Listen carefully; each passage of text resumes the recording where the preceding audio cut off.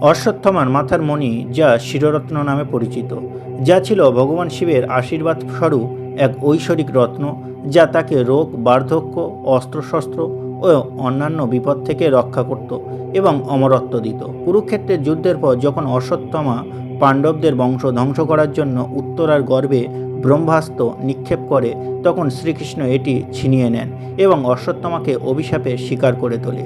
এই মণির বৈশিষ্ট্য ক্ষমতা হলো এটি অশ্বত্থমাকে প্রায় অমর করে তুলেছিল এবং কোনো অস্ত্রই তাকে সহজে আঘাত করতে পারত না।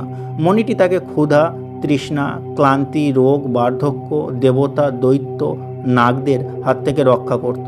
মণির প্রভাবে তিনি যুদ্ধক্ষেত্রে অপ্রতিদ্বন্দ্বী ছিলেন। এটি ছিল ভগবান শিবের আশীর্বাদ এবং অশ্বত্থামা নিজেও শিবের অংশ হিসাবে বিবেচিত। কুরুক্ষেত্রের শেষে শ্রীকৃষ্ণ এই মণিটি অশ্বত্থামার কপাল থেকে নিয়ে নেন। মণি হারানোর পর অশ্বত্থামা অভিশাপগ্রস্ত হন এবং অনন্তকাল ধরে যন্ত্রণা ভোগ করতে থাকেন, এই অভিশাপ পান।